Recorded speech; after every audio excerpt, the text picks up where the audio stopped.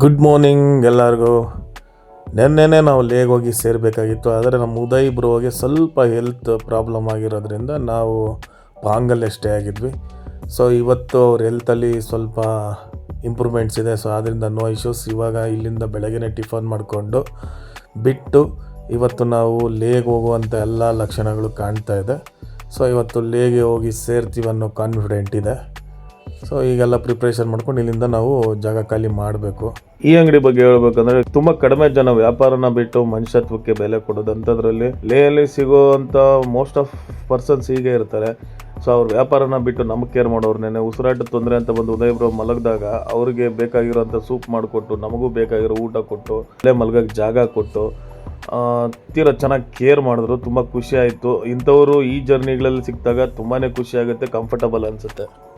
ಇನ್ನು ಈ ಲೊಕೇಶನ್ ನೋಡ್ಬೋದು, ಸುತ್ತಮುತ್ತ ಎಲ್ಲಿ ನೋಡಿದ್ರು ಕಣ್ಣಿಗೆ ಕಾಣಿಸೋ ಅಷ್ಟು ದೂರನೂ ಬರೀ ಮರಳೆ, ಮಣ್ಣೆ, ಬರಭೂಮಿ. ಇಲ್ಲಿ ಏನಕ್ಕೆ ಬರಭೂಮಿ ಅಂದರೆ ನಾವು ಸಿ ಲೆವೆಲಿಂದ ಆಲ್ಮೋಸ್ಟ್ 15,000-16,000 ಹೈಟಲ್ಲಿದ್ದೀವಿ. ಸೊ ಆದ್ದರಿಂದಾಗಿ ಭೂಮಿಲಿ ನೀರಿನ ಅಂಶ ಇಲ್ಲಿರೋದು ತುಂಬ ಕಡಿಮೆ. ಸೊ ಇಲ್ಲಿ ದೊಡ್ಡದಾದ ಮರ ಗಿಡಗಳಾಗಲಿ, ಇಲ್ಲ ಅಂತಂದರೆ ಗಿಡ ಮರ ಇದ್ರೇ ಭೂಮಿನ ಗಟ್ಟಿಯಾಗಿ ಇಟ್ಕೊಳ್ಳೋಕೆ ಸಾಧ್ಯ. ಸೊ ಇಲ್ಲಿ ಆದ್ದರಿಂದನೇ ಸ್ಲೈಡ್ಸ್ ಎಲ್ಲ ಜಾಸ್ತಿ ಆಗೋದು. ಗಿಡ ಮರ ಏನೂ ಇಲ್ದಿರೋ ಕಂಪ್ಲೀಟ್ ಈ ಥರ ಇರೋದ್ರಿಂದನೇ. ಆ್ಯಂಡ್ ಗಾಡಿ ಓಡಿಸ್ಬೇಕಾದ್ರೆ ಬರೀ ಸ್ಟ್ರೈಟಾಗಿ ಇಲ್ಲ ಕೆಳಗೆ ಅಲ್ಲ, ಇಲ್ಲಿ ಮೇಲೆ ಸಹ ನೋಡ್ಕೊಂಡು ಓಡಿಸ್ಬೇಕು.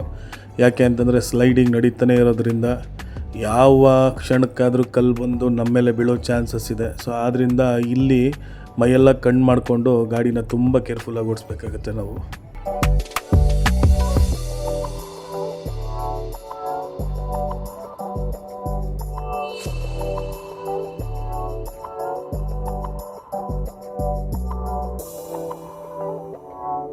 ಆ್ಯಂಡ್ ಇಲ್ಲಿ ಪ್ರಾಣಿಗಳು ಅಷ್ಟೇ ಈ ಕ್ಲೈಮೇಟ್ಗೆ ಸೆಟ್ ಆಗೋ ಥರನೇ ಕಾಣ್ತವೆ. ಇದು ಇಲ್ಲಿನ ಯಾಕಂತ, ಬಟ್ ಆದರೆ ಇದು ಎಮ್ಮೆ ಲೆಕ್ಕಾಚಾರ. ಅದ್ರ ಬಾಡಿ ಸ್ಟ್ರಕ್ಚರೇ ಡಿಫ್ರೆಂಟ್ ಆಗಿದೆ. ತುಂಬ ಕಂಪ್ಲೀಟ್ ಕವರ್ಡ್ ಬಾಡಿ ಥರ ಇದೆ ಅದು.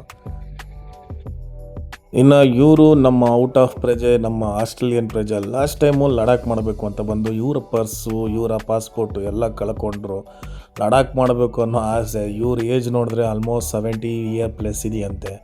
ಇವರಿಗೆ ಅದೇನೋ ಏನು ಇಂಟ್ರೆಸ್ಟೋ ಗೊತ್ತಿಲ್ಲ, ಬಟ್ ಆದರೆ ಲಡಾಖು ಲಾಸ್ಟ್ ವರ್ಷ ಕೈ ತಪ್ಪಿತು ಅನ್ನೋ ಒಂದೇ ಕಾರಣಕ್ಕೆ ಈ ವರ್ಷ ತಿರ್ಗಾ ಬಂದು ಹೊಸ ಗಾಡಿನ ಪರ್ಚೇಸ್ ಮಾಡಿ, ಅದು ಯಾವುದು ಅಂದರೆ ನಮ್ಮ ಹಿಮಾಲಯನ್ 450 ಸೇಮ್ ನನ್ನ ಗಾಡಿನೇ. ಆ ಗಾಡಿನ ಪರ್ಚೇಸ್ ಮಾಡಿ ಕಂಪ್ಲೀಟು ಒಂದು ಸೆಟ್ ಆಫ್ ರೈಡ್ ಮಾಡಿ 24,000 ಕಿಲೋಮೀಟರ್ಸ್ನ ಓಡಿಸಿದ್ದಾರೆ.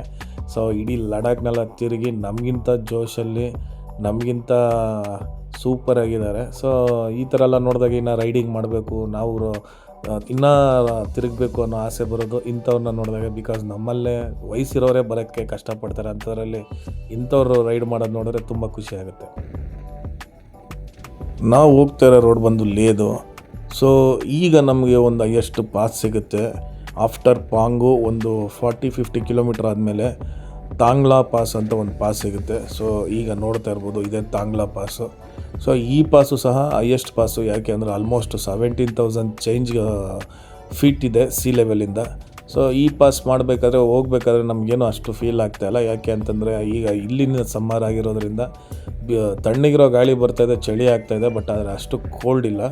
ಸೊ ಇದು ನಮ್ಮ ಅದೃಷ್ಟನೇ ಅಂತ ಹೇಳಬೇಕು. ಯಾಕೆಂದರೆ ಈ ಪಾಸಲ್ಲಿ ಬರೋರೆಲ್ಲ ಹೇಳಿದ್ದಾರೆ ಇದು ತುಂಬ ಹೈಯೆಸ್ಟ್ ಪಾಸು, ತುಂಬ ಸ್ನೋ ಇರುತ್ತೆ ಅಂತ. ಬಟ್ ಈಗ ಸ್ನೋ ಅಂಥದ್ದು ಏನೂ ಇಲ್ಲ, ಒಳ್ಳೆಯದು ನಮಗೇನೆ.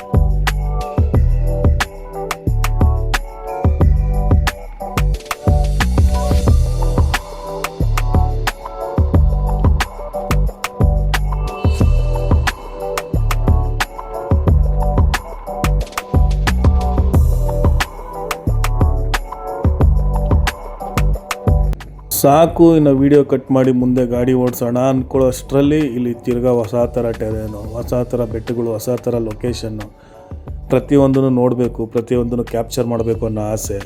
ಆ್ಯಂಡ್ ಒಂದೊಂದು ಥರ ಡಿಫ್ರೆಂಟಾಗಿ ಕಾಣಿಸ್ತಾ ಹೋಗುತ್ತೆ. ಕೆಲವೊಂದು ಸರಿ ನದಿ ಪಕ್ಕ ಹೋಗೋದಾಗಲಿ, ಕೆಲವೊಂದು ಸರಿ ಗುಡ್ಡಗಳ ಪಕ್ಕ ಹೋಗೋದಾಗಲಿ, ಇಲ್ಲಾಂದರೆ ಎಡ್ಜಸ್ಸಲ್ಲಿ ಹೋಗೋದಾಗಲಿ. ಇಲ್ಲಿ ನೋಡಿದ್ರೆ ಈ ಬೆಟ್ಟದ ಕಲರೇ ಬೇರೆ ಥರ ಇದೆ. ಅಂದರೆ ಒಂಥರ ಮೆರೂನು, ಈ ಕಡೆ ನೋಡಿದ್ರೆ ಗ್ರೇ, ಏನು ಅಂತಲೂ ಹೇಳೋಕ್ಕಾಗಲ್ಲ ಇದನ್ನು. ಬಟ್ ಆದರೆ ಇದು ಸಾಕಾಗಿದೆ. ಇದು ತುಂಬ ಬ್ಯೂಟಿ ಇದೆ. ಬಟ್ ಬ್ಯೂಟಿಗಿಂತ ಇನ್ನೊಂದಂದರೆ ಡೇಂಜರು, ತುಂಬ ಸ್ಲೈಡ್ ಇದೆ ಇದು. ರೋಡಲ್ಲೆಲ್ಲ ಕಲ್ಲುಗಳು ನಾವು ಹೋಗ್ಬೇಕಾದ್ರೆ ಅಂತೂ ತುಂಬ ಬಿದ್ದಿತ್ತು. ಆ್ಯಂಡ್ ಇಲ್ಲಿನ ಬ್ರೋ ಅವ್ರಿಗೆ ನಾವು ಒಳ್ಳೆ ಟ್ಯಾಂಕ್ಸ್ ಹೇಳಲೇಬೇಕು. ಬ್ರೋ ಅಂತಂದರೆ ಬಾರ್ಡರ್ ರೋಡ್ ಆರ್ಗನೈಸೇಷನ್ ಅಂತ. ಸೊ ಇಲ್ಲಿನ ರೋಡ್ಸ್ ಆಗಲಿ, ಇಲ್ಲ ಕಂಪ್ಲೀಟ್ ರೋಡ್ ಸ್ಲೈಡ್ ಆದಾಗ, ಕ್ಲೋಸ್ ಆದಾಗ ಅದನ್ನು ಕ್ಲೀನ್ ಮಾಡೋದ್ರಿಂದ, ಇಲ್ಲ ಕ್ಲಿಯರ್ ಮಾಡಿಕೊಡೋದ್ರಿಂದ ಎಲ್ಲದನ್ನು ಅಥಾರಿಟಿ ಇಲ್ಲ ಅಂತಂದರೆ ರೆಸ್ಪಾನ್ಸಿಬಿಲಿಟಿ ತಗೊಳ್ಳೋದು ಬ್ರೋ ಅವರೇ, ಅಂದರೆ ಬಾರ್ಡರ್ ರೋಡ್ ಆರ್ಗನೈಸೇಷನ್ ಅವರೇ. ಸೊ ತುಂಬ ಒಳ್ಳೆಯದು ಇದೆಲ್ಲ ರೈಡರ್ಸ್ಗೆ. ಯಾಕೆ ಅಂತಂದರೆ ತುಂಬ ಸೇಫ್ಟಿ ಇಂಪಾರ್ಟೆಂಟ್. ಇಲ್ಲಿ ಹೋಗ್ಬೇಕಾದ್ರೆ ಮೇಯ್ನ್ ಇಂಪಾರ್ಟೆಂಟ್ಲಿ ಸೇಫ್ಟಿನೇ. ಸೊ ಅದೇ ಥರ ಅವರು ಸಹ ಕೇರ್ ತೊಗೊಂಡು ಕೆಲಸ ಮಾಡ್ತಾಯಿದ್ದಾರೆ. ತುಂಬ ಖುಷಿ ಆಗುತ್ತೆ.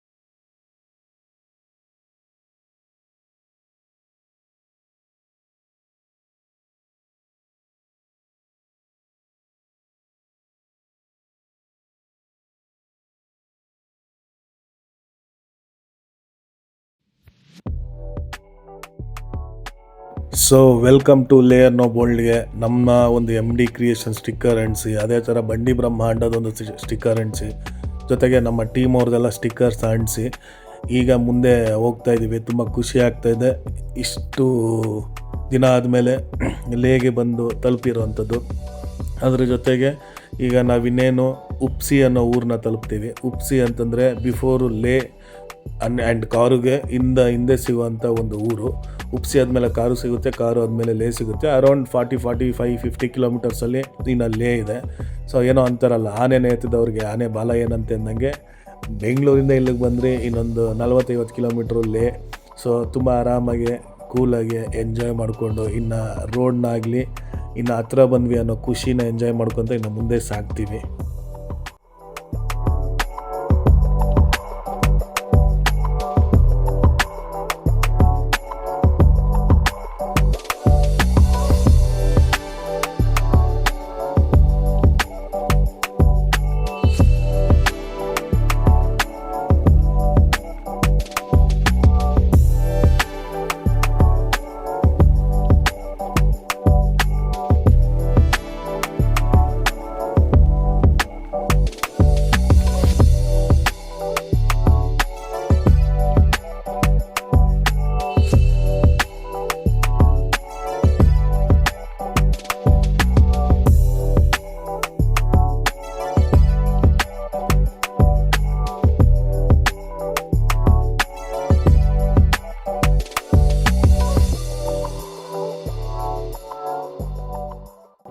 ಆ್ಯಂಡ್ ನಾವು ಈ ಒಳ್ಳೆ ಬ್ಯೂಟಿಫುಲ್ ಲೊಕೇಶನ್ನ ನೋಡಿ ರೋಡ್ನ ಎಂಜಾಯ್ ಮಾಡ್ಕೊಂಡು ಡ್ರೈವ್ ಮಾಡಿಕೊಂಡು ಉಪ್ಸಿ ಬಿಟ್ಟು ನೆಕ್ಸ್ಟ್ ನಾವು ಬಂದಿದ್ದೆ ನಮ್ಮ ಕಾರುಗೆ.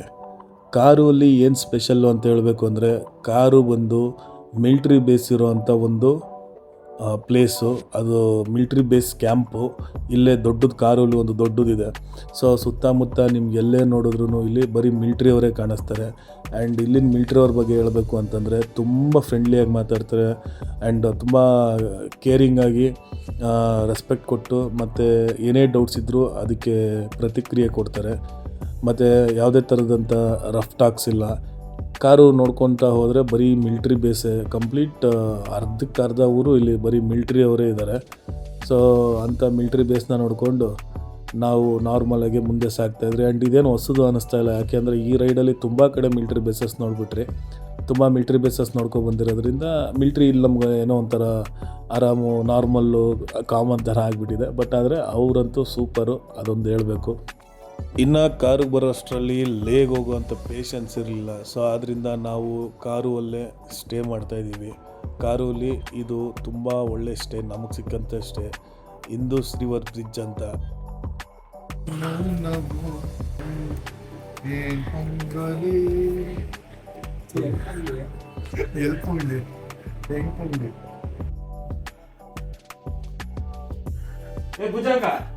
ಒಂದು ಉಗ್ರ ಹೋರಾಟ ಉಂಟು. ಕಾರು ಆರ್ಟಿಸ್ಟ್ ವಾಪಸ್ ಕೊಡಬೇಕು, ಒಂದು ಉಗ್ರ ಹೋರಾಟ ಉಂಟು. ಕಮಾನ್, ಒಂದು ಉಗ್ರ ಹೋರಾಟ ಮಾಡಿ ಬರುವ. ಸೊ ನಮ್ಮ ವಿಂಡೋಯಿಂದ ನೋಡಿದ್ರೆ ವ್ಯೂ ನಿಮಗೆ ಈ ಥರ ಕಾಣಿಸುತ್ತೆ. ಮುಂದೆಗಡೆ ನೋಡ್ಬೋದು ಒಂದು ರಿವರ್ ಹೋಗ್ತಾ ಇದೆ. ಸೊ ಆ ಕಡೆ ಕಂಪ್ಲೀಟ್ ಬ್ಯಾಕ್ ಸೈಡು ಸುತ್ತಮುತ್ತ ಮೌಂಟೇನ್ಸು.